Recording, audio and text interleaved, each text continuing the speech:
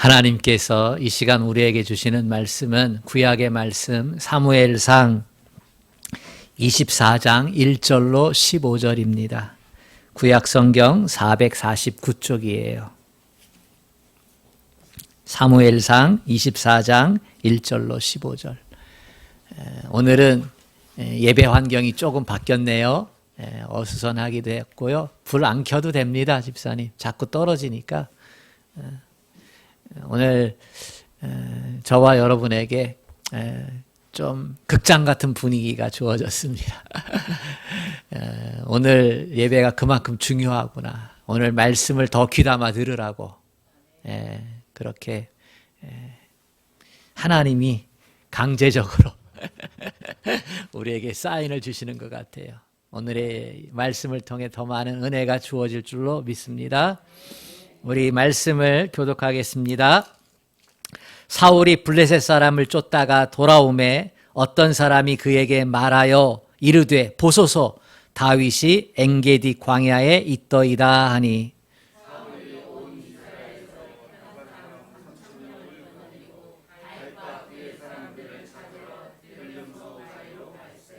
길가 양의 우리에 이른즉 굴이 있는지라 사울이 뒤를 보러 들어가니라. 다윗과 그의 사람들이 그 굴 깊은 곳에 있더니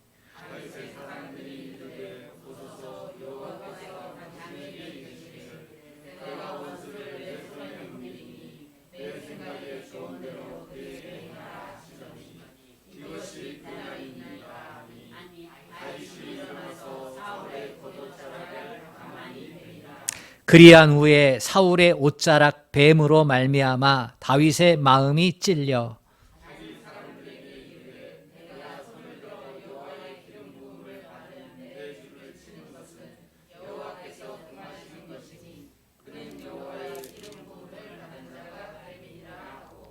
다윗이 이 말로 자기 사람들을 금하여 사울을 해하지 못하게 하니라. 사울이 일어나 굴에서 나가 자기 길을 가니라.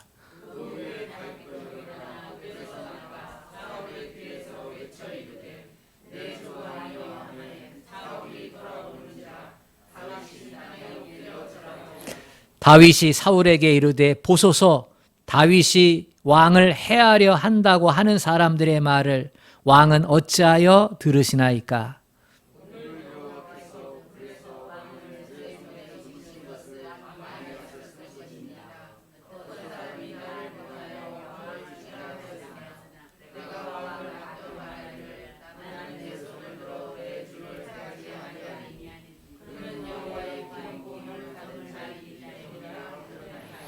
내 아버지여 보소서 내 손에 있는 왕의 옷자락을 보소서 내가 왕을 죽이지 아니하고 겉옷자락만 베었은즉 내 손에 악이나 죄가가 없는 줄을 오늘 아실지니이다. 왕은 내 생명을 찾아 해하려 하시나 나는 왕에게 범죄한 일이 없나이다.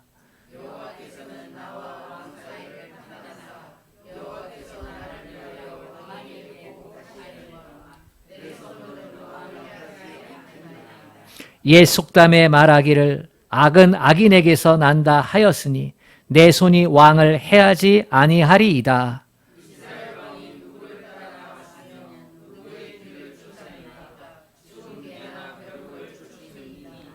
그런즉 여호와께서 다같이요 그런즉 여호와께서 재판장이 되어 나와 왕 사이에 심판하사 나의 사정을 살펴 억울함을 풀어주시고 나를 왕의 손에서 건지시기를 원하나이다 하니라. 아멘. 우리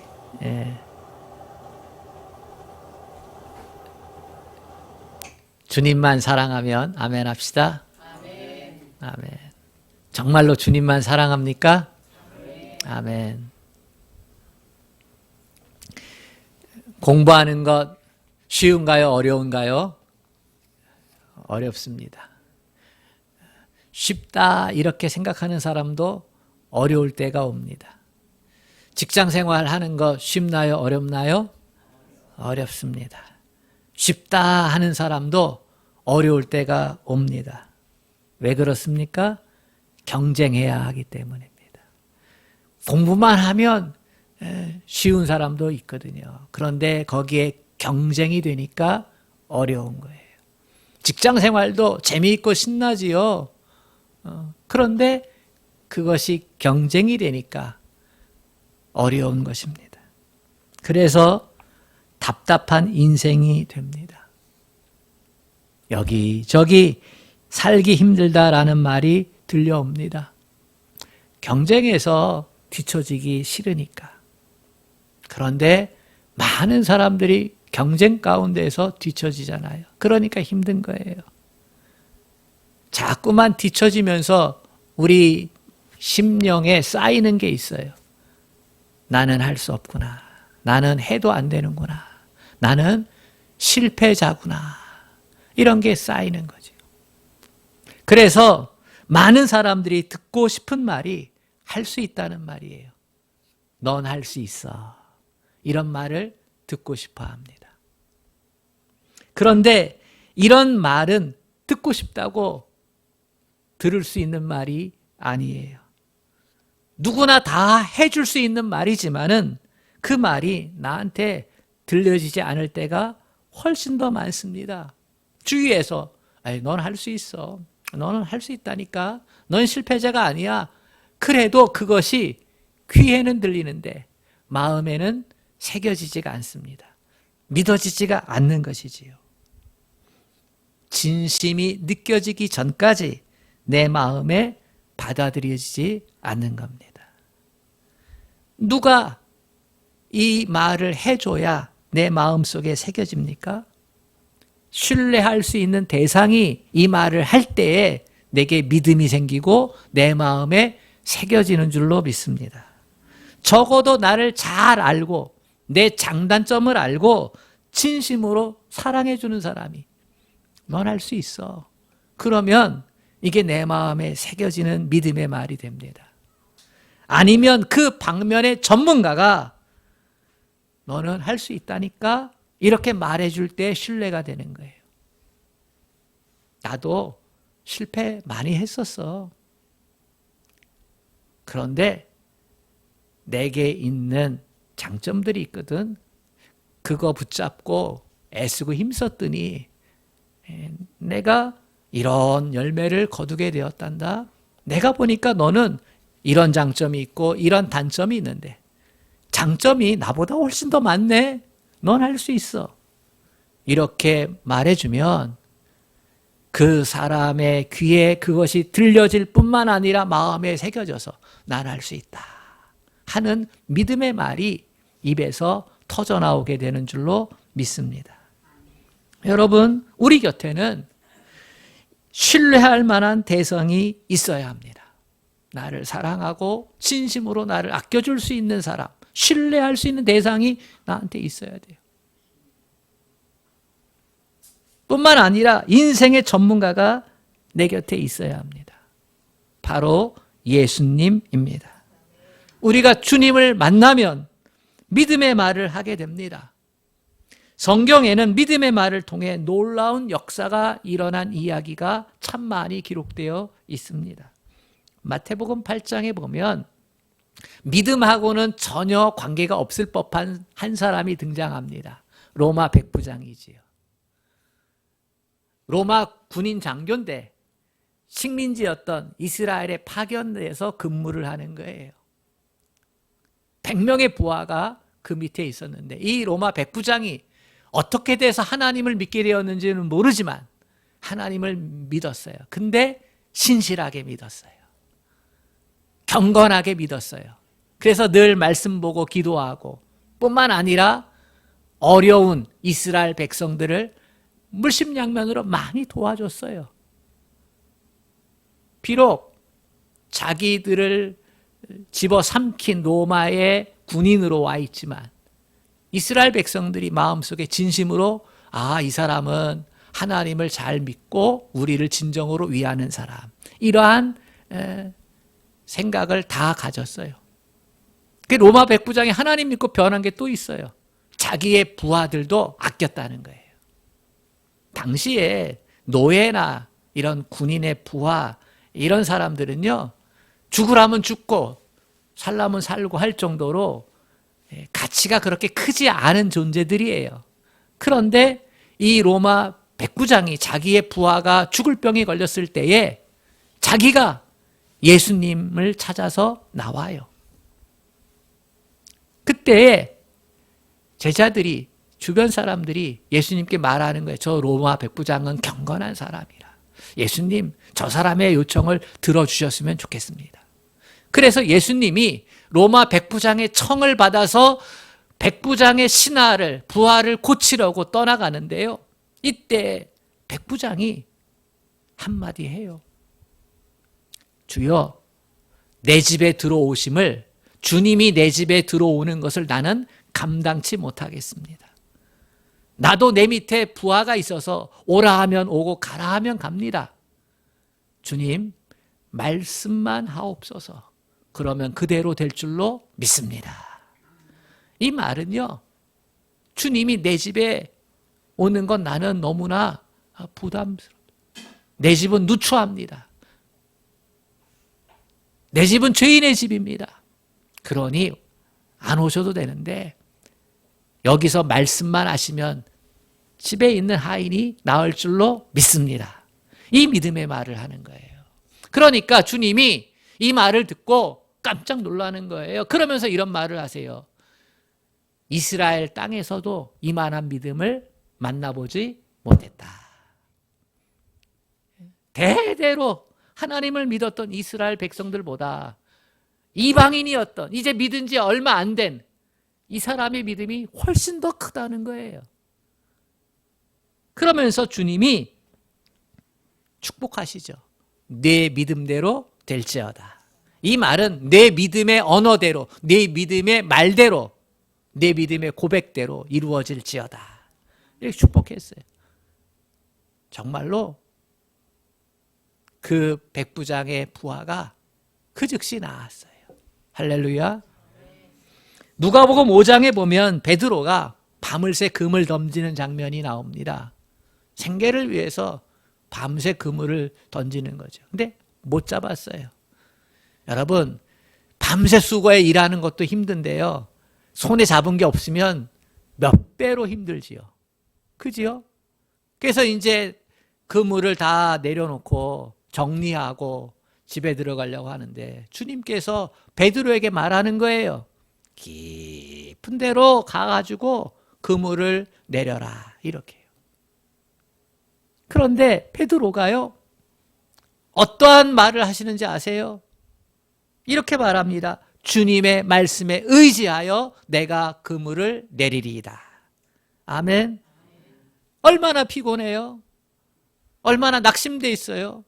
그런데 주님이 그 말을 하니까 믿음의 말을 하는 거예요.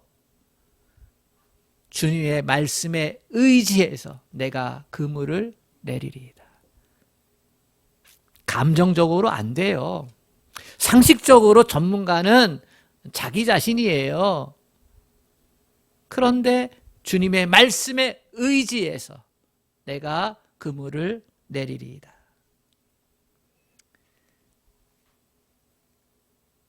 결과가 어땠어요? 엄청난 고기가 잡힌 거예요.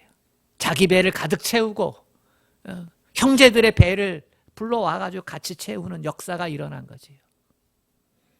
마태복음 16장에 보면 예수님께서 가이사랴 빌립보에서 제자들에게 물어요. 사람들이 나를 누구라 하느냐. 가이사랴 빌립보는요, 로마 황제를 기념해서 가이사랴 빌립보라 이렇게 그 지역을 칭했고 거기에는 로마의 신전들이 세워져 있어요. 크게. 로마가 섬기는 신들. 그 로마 황제가 또 신의 대리자니까. 그럼 우상들이 아주 엄청난 건물의 크기로 세워져 있는데 그곳에서 사람들이 나를 누구라 하느냐 이렇게 물어요. 그리고 나서 다시 정말로 하고 싶은 질문을 하는 거죠. 너희는 나를 누구라 하느냐. 이 시간에 주님이 너는 나를 누구라 하느냐 이렇게 묻는 거하고 똑같은 상황이에요. 그때 베드로가 어떤 믿음의 말을 해요? 주는 그리스도시요 살아계신 하나님의 아들입니다. 이 믿음의 말이요, 예수님을 감동시켜요. 얼마나 기쁜지 몰라요. 그래서 이렇게 말합니다. 바요나 시모나 내가 복이 있도다. 이를 내게 알게 한 이는 혈육이 아니요 하늘에 계신 내 아버지시니라. 그리고 나서 놀라운 복을 주시죠. 앞으로 너의 이름을 베드로라 하라. 그리고 그 믿음의 말 위에 내 교회를 세우리니 음부의 권세가 이기지 못하리라. 아멘. 믿음의 말은요, 하나님께서 우리에게 주시는 거예요. 믿음의 말은요, 하나님을 기쁘시게 하고 주님을 기쁘시게 하는 거예요. 우리가 하는 믿음의 말들, 믿음의 언어는 우리 자신의 지혜나 지식으로 되는 게 아니고, 우리가 예수님을 만났을 때에 하나님께서 그 믿음을 우리 마음에 담아주시고 우리 마음에 새겨주시는 거예요. 오늘 본문에는 다윗이 고백한 믿음의 말이 기록되어 있어요. 어떤 믿음의 언어입니까? 다윗은 도망자예요. 죄를 지어서 도망자가 된 게 아니고 왕의 시기를 받아서 죽을까 봐 도망자가 된 거예요. 사울 왕이 집요하게 다윗을 잡아 죽이려고 했지요. 때로는 군사를 일으켜서 직접 잡으러 오기도 했어요. 그런데 오히려 다윗이 사울 왕을 죽일 기회가 적어도 2번 있었습니다. 왕이 수천의 군사를 몰고 다윗을 죽이려고 했는데 기회를 못 잡아. 그런데 대신 오히려 다윗이 왕을 죽일 기회가 있는 거예요. 오늘 본문이 바로 그러한 상황이에요. 24장은 다윗과 그 다른 무리가 엔게디 광야의 동굴 안에 깊숙이 숨어 있습니다. 왕이 3천의 군사를 이끌고 자기를 잡아 죽이려고 오니까 도망다니다가 굴 속으로 깊이 들어가 숨은 거예요. 그런데 참 아이러니한 것은 왕이 다윗 쫓아다니다가 피곤해가지고 굴 속에 들어와가지고 이불을 덮고 쉬는 거예요. 잠을 쳐간 거예요. 그때 저 깊은 굴 속에서 긴장하고 있던 다윗과 그 따르는 이들이 이렇게 말해요. 다윗이요, 지금은 하늘이 이 사울 왕을 죽일 수 있는 기회를 준 겁니다. 천재일우의 기후입니다. 죽입시다. 그런데 다윗은 거절해요. 다윗은 사울 왕을 죽이는 대신에 사울 왕이 입던 겉옷을 일부분 베어내가지고 그것으로 대신합니다. 2번째, 다윗이 사울 왕을 죽일 수 있는 기회는 26장에 기록되어 있어요. 다윗이 10광야에 숨어 있을 때입니다. 그때도 사울은 3,000명의 군사를 이끌고 10광야에 와서 진영을 꾸립니다. 그때 다윗과 부하들이 그 진영을 살폈어요. 그런데 딱 보니까 어술어술하거든. 빈틈이 많아 보여. 그래가지고 다윗을 따르던 충성스러운 부하 아비새가 다윗에게 얘기합니다. 밤중에 들어가가지고 사울 왕을 죽일 수 있습니다. 이제 우리 도망하는 거 그만합시다. 그러니까 다윗도 지치고 또 자기를 따르는 부하들한테도 미안하고 하니까 그걸 받아들일 수 있잖아요. 그런데 그렇게 하지 않아요. 아비새를 만류하면서 대신 왕의 머리맡에 있던 물병과 창을 가져오게 합니다. 다윗은 바보가 아니지요. 다윗은 우유부단한 사람이 아니에요. 결단력이 있는 사람이에요. 그런데 누가 봐도 왕을 죽일 수 있는 절호의 기회를 거듭 외면하면서 고통의 길을 택하고 있어요. 분명한 이유가 있겠지요. 부하들을 설득할 수 있는 분명한 이유. 다윗은 이렇게 말합니다.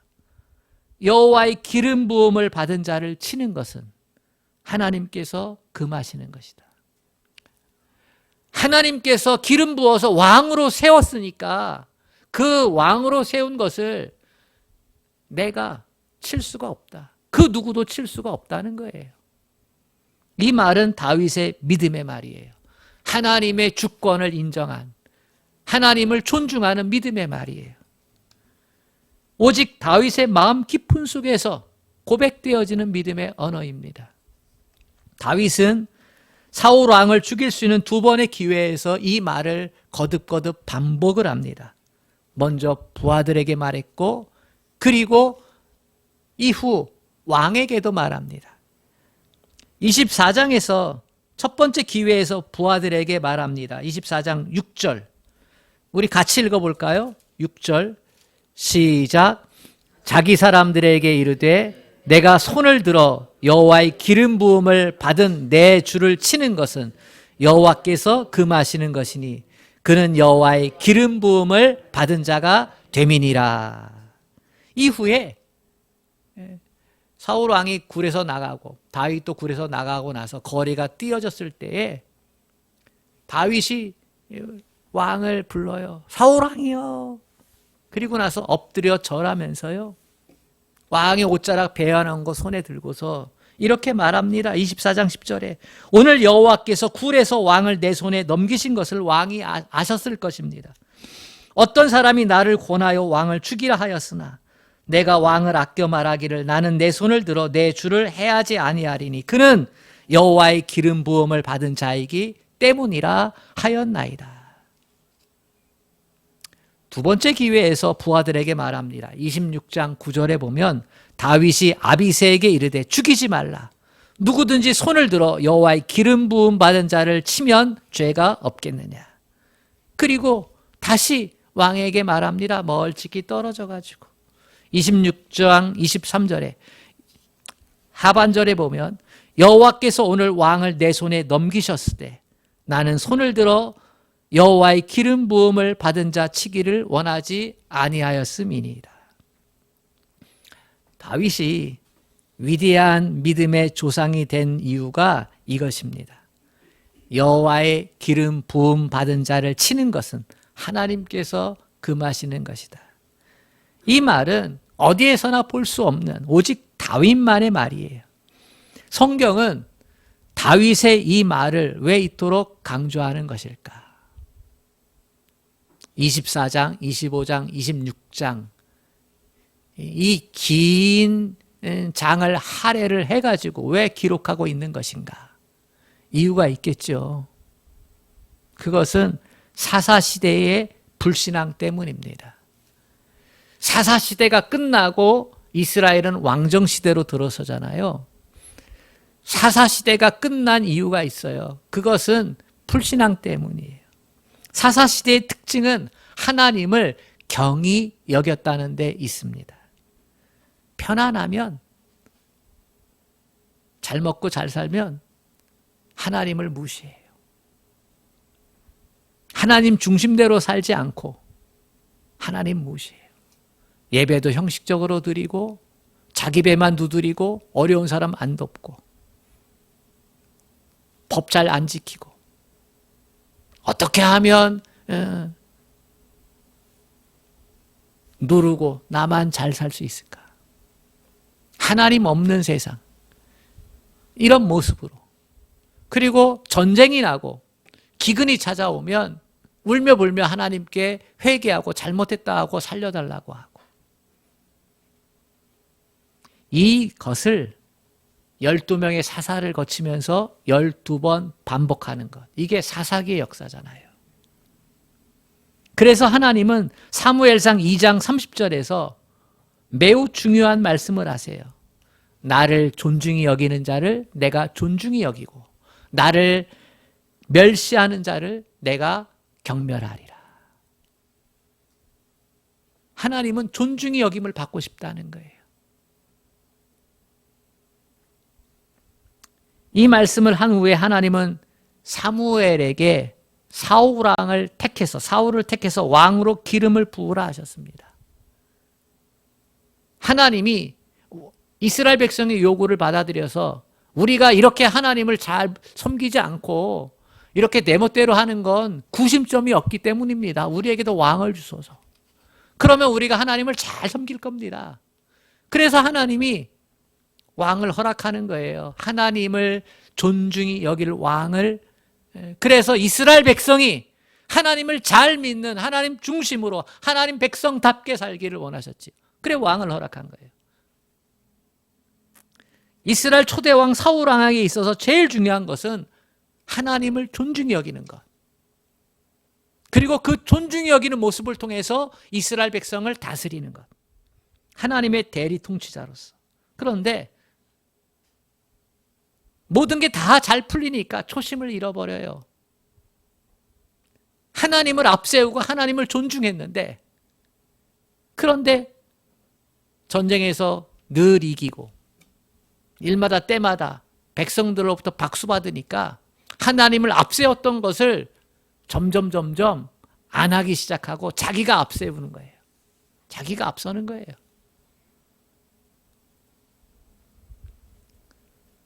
하나님을 존중히 여기는 역할을 제대로 하지 않고 왕권을 자기 마음대로 사용하죠.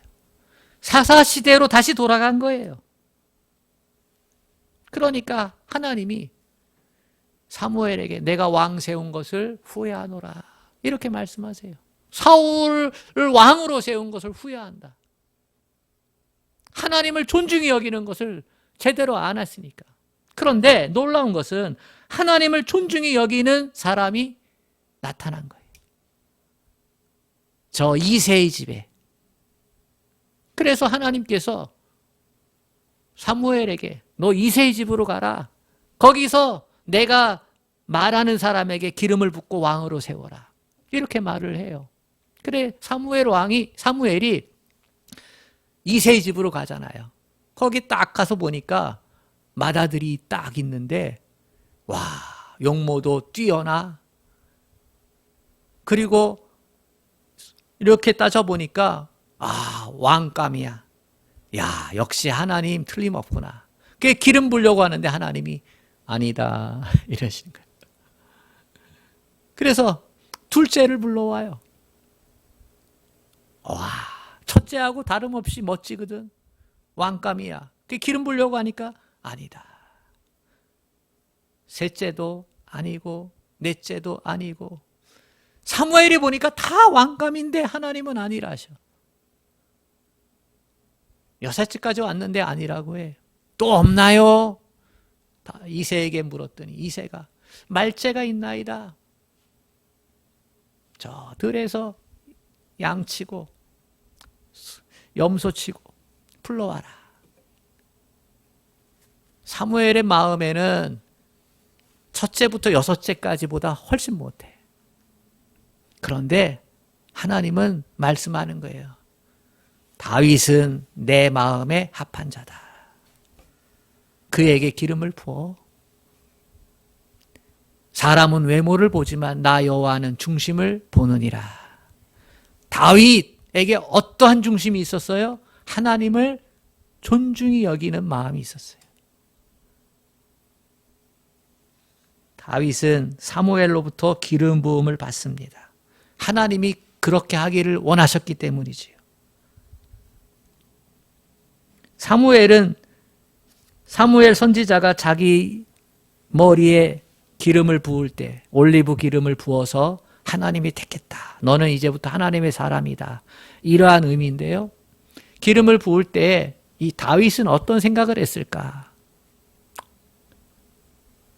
내가 지금까지 하나님을 존중히 여겼던 것처럼 기름 부음을 받고 나서도 나는 평생 하나님을 존중히 여기는 자로 살아갈 것이다. 이렇게 다짐했을 거 아니에요. 자신의 주인은 하나님이시고 자신의 왕은 하나님이시고 내가 살고 죽는 것 다 하나님 손에 달렸다. 이러한 믿음을 가졌던 것이 분명합니다. 놀라운 것은 다윗이 이러한 믿음을 자기에게만 적용시킨 게 아니에요. 우리는 좋은 거는 자기에게만 적용시키고 남에게 적용을 잘 안 시키려고 해요. 나는 소중한 존재야. 하나님이 그렇게 말씀하셔서 하면서 다른 사람은 그렇게 안 볼 때가 있잖아요. 겉모습으로 판단하면서. 그런데 다윗은 그러지 않았어요. 하나님이 사울을 버리시고 자기를 택해서 기름을 부을 때도 이렇게 생각한 거예요. 사울 왕의 왕권도 하나님이 정하신 것이다. 그러니까 그걸 폐하는 것도 하나님 손이다. 사람이 할 수 있는 게 아니다. 그를 해야 하는 것은 하나님께서 기뻐하시는 일이 아니다. 이러한 믿음을 가졌어요. 다윗의 마음에 새겨진 것, 하나님께서 주신 믿음의 언어예요. 사랑하는 여러분, 여러분에게도 믿음의 말이 있습니까? 여러분에게도 믿음의 언어가 있습니까? 있어야 합니다. 하나님께서는 하나님을 믿는 이들에게 믿음의 언어를 주셔요. 믿음의 말을 주셔요. 우리를 감동시키는 믿음의 언어, 마태복음 15장에 나오는 수로보니게 여인의 말이에요. 예수님께서 어느 날 이스라엘 땅을 떠나서 이방 땅, 북쪽에 있는 두로와 시돈을 지나가시는데 거기에서 수로보니게 여인이 등장합니다. 수로보니게는 지역 이름이잖아요. 그 수로보니게 여인이 예수님 무리를 쫓아오면서 큰 소리로 외칩니다. 다윗의 자손 예수여, 나를 불쌍히 여기소서. 내 딸이 귀신 들렸나이다. 딸이 귀신 들린 그 가정에 평안이 있겠어요? 얼마나 힘들고 얼마나 고통스러웠을까. 귀신 들린 딸을 뒀는데. 그런데 소문이 들리는 거예요. 저 이스라엘 땅에 예수라는 사람이 있는데, 근데 그 예수가 병자를 고치고 귀신을 쫓아내고 그러더라. 이 여인이 이스라엘 땅에 가면 좋을 텐데 들어가기가 어려워요. 왜? 자기는 이방 여인이니까. 텃세도 심하고 거기 가서 어떻게 될지 모르고, 더구나 귀신 들린 딸을 데리고 예루살렘 아니면 유대, 갈릴리 이렇게 예수님 찾아다니기가 어려운 거예요. 근데 그 예수님이 마침 자기 마을에 오신 거예요. 그래서 소리치는 거지요. 물에 빠진 사람 살려달라는 듯이. 다윗의 자손 예수여, 나를 불쌍히 여기소서. 내 딸이 귀신 들렸나이다. 근데 예수님이요, 못 듣는 척하고 가세요. 계속 그렇게 외치면서 따라오는데요, 못 들은 척하고 외면하세요. 그 제자들이, 주님, 좀 정신 나간 여자가 계속해서 저렇게 하는 거, 주님, 아이고 어떻게 좀 하세요. 그랬더니 주님이 제자들에게, 나는 잃어버린 자식에게 보냄을 받지 않았어. 이렇게 말씀하세요. 근데 그 여인은 계속해서 쫓아와요. 소리를 꽥꽥 지르면서. 그래서 주님이 이렇게 말해요. 자녀의 떡을 취하여 개들에게 던짐이 마땅하지 아니하니라. 개 취급을 하는 거죠. 그런데 이 여인이 이 말을 합니다. 믿음의 말이었어요. 개들도 제 주인의 상에서 떨어지는 부스러기를 먹나이다. 그랬더니 주님이 이렇게 말씀하세요. 여자여, 내 믿음이 크도다. 내 소원대로 되리라 하시니 그때로부터 그의 딸이 나으니라. 주님은 그 여인이 실제로 개 취급을 한 게 아니에요. 그 여인의 믿음을 보는 거죠. 믿음의 말을 할 수 있도록. 하나님께서는 우리가 믿음의 말을 할 수 있도록 그 상황을 이끌어 가실 때도 있어요. 믿음의 말을 하셔서 그 믿음의 말을 우리가 사용하기를 원하실 때도 있지만, 우리로 하여금 믿음의 말을 토해내지 않고는 안 될 정도로 그렇게 상황을 이끌어 가실 때도 있어요. 그래서 외면도 하시고 무시하기도 하시고 고난을 주시기도 하시고, 이 과정을 통해 믿음의 말을 하게 하세요. 하나님께서 우리에게 믿음의 언어를 주시는 이유가 무엇입니까? 믿음의 고백을 통해 일하시는 하나님, 그 하나님의 사랑, 하나님의 능력을 경험하도록 하시기 위해서입니다. 우리에게 하나님의 사랑을 깨달으라고, 하나님의 능력을 경험하라고. 하나님께 속하여 복된 존재로 살아가도록 우리를 복주시기 위해서 그렇게 믿음의 말을 토해내도록 상황을 만들어 가실 때가 많이 있습니다. 제가 주일 예배나 금요 기도회 때 믿음의 언어를 말합니다. 주님만 사랑하시는 분은 아멘 하십시오.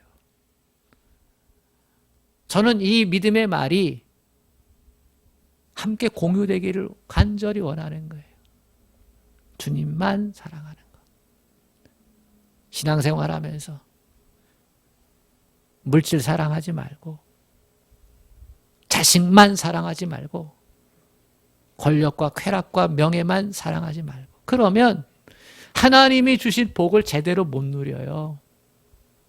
십자가의 복음을 제대로 못 누려요.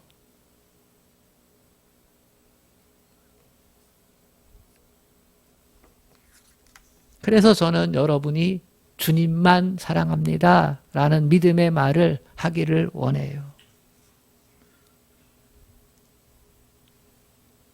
또 이렇게 말하지요.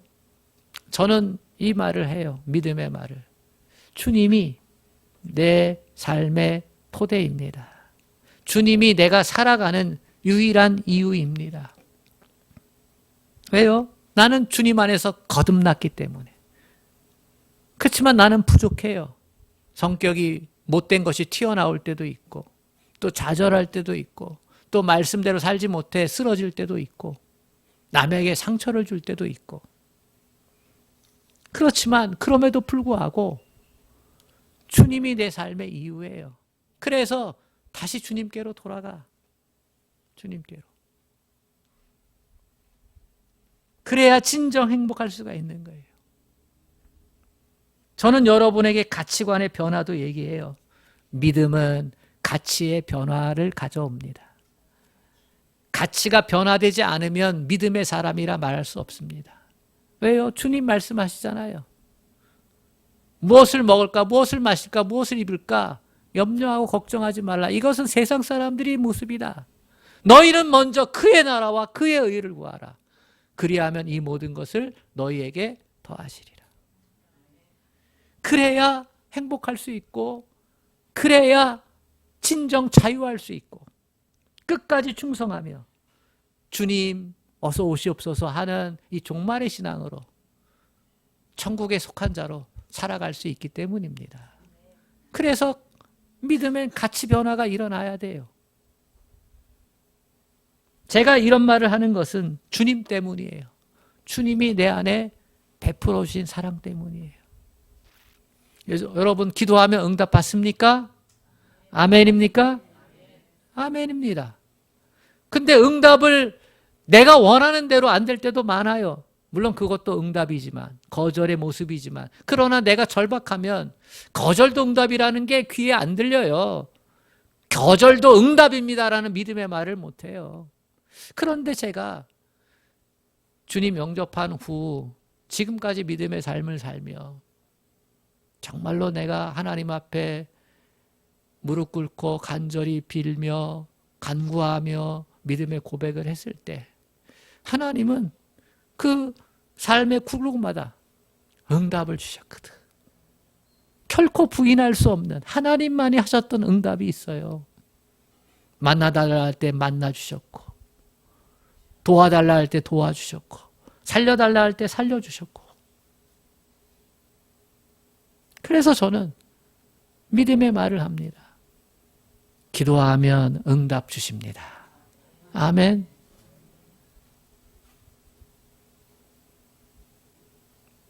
믿음의 말은요, 나보다 먼저 한 사람들도 많이 있어요.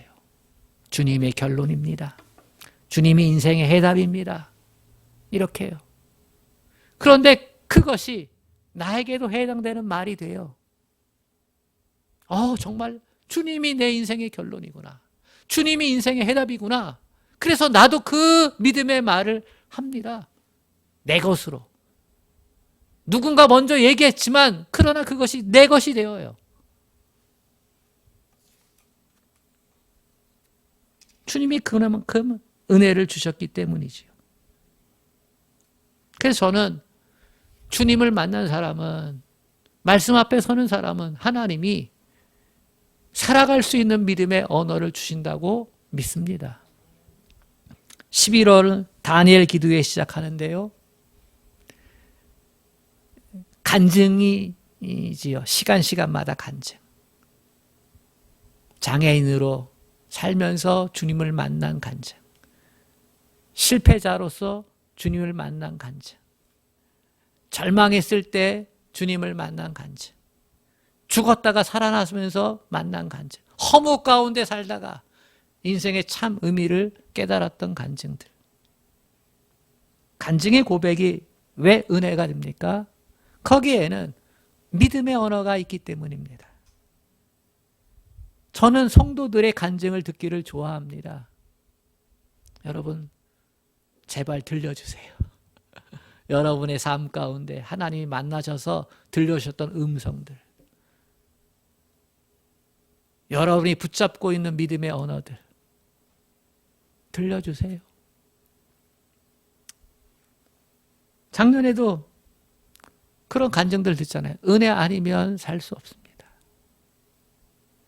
세상에서 주님을 드러내는 것이 내 사명입니다. 이런 믿음의 말을 하잖아요. 나는 날마다 주님과 만나 대화를 나눕니다. 기도 안 했는데요. 이태리에 유학 가가지고 성악하면서 기도하면서 하나님을 만나 주님을 만났어요. 그래서 그렇게 믿음의 말을 합니다. 나는 날마다 주님과 대화합니다. 어떤 사람은 이렇게 고백합니다. 나는 죽음이 두렵지 않습니다. 왜냐하면 이미 십자가 안에서 죽어보았기 때문입니다. 이런 믿음의 말들이 우리에게 하나님 나라가 있음을 확신케 하고 예수님이 하나님이 살아계심을 확신케 하고 얼마나 귀한 말들입니까? 이런 말들은 우리를 이 세상 가운데서 이기게 하는 믿음의 말들입니다. 절망에서 승리로 이끄는 말들입니다. 사람의 말이긴 하지만 그 말 속에는 누구도 빼앗아갈 수 없는 소망이 담겨져 있습니다. 전 세계가 경제 위기라고 하는 이때에 바울이 전한 믿음의 언어를 들려드리기를 원합니다. 로마서 8장 31절부터 39절입니다. 그런즉 이 일에 대하여 우리가 무슨 말 하리요? 만일 하나님이 우리를 위하시면 누가 우리를 대적하리요? 자기 아들을 아끼지 아니하시고 우리 모든 사람을 위하여 내주시니가 어찌 그 아들과 함께 모든 것을 우리에게 주시지 않겠느냐? 누가 우리를 그리스도의 사랑에서 끊으리요? 환난이나 곤고나 박해나 기근이나 적신이나 위험이나 칼이랴. 기록된 바 우리가 종일 주를 위하여 죽임을 당하게 되며 도살당할 양같이 여김을 받았나이다 함과 같으니라. 그러나 이 모든 일에 우리를 사랑하시는 이로 말미암아 우리가 넉넉히 이기느니라.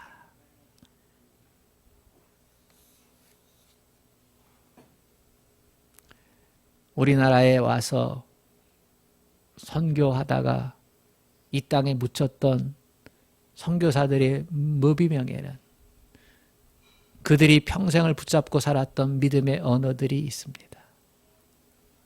나는 웨스트민스터 사원에 묻히는 것보다 이 땅에 묻히는 것이 더 좋다.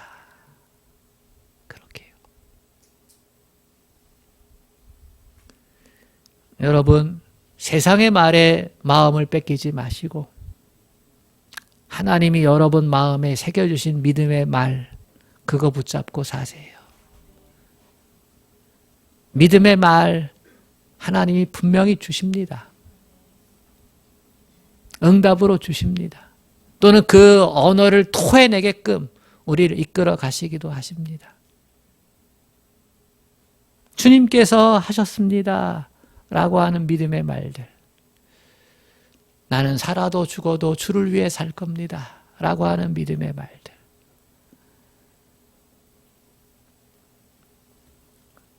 마지막 순간에 여러분이 해야 될 말이 뭡니까? 믿음의 말입니다. 자식들 앞에서 무언가 할 말이 있다면 나는 예수님 믿고 천국 백성 되었단다. 이렇게 믿음의 말. 나는 죽음이 두렵지 않다. 나는 영생을 얻는 하나님 나라로 들어간다. 그지요?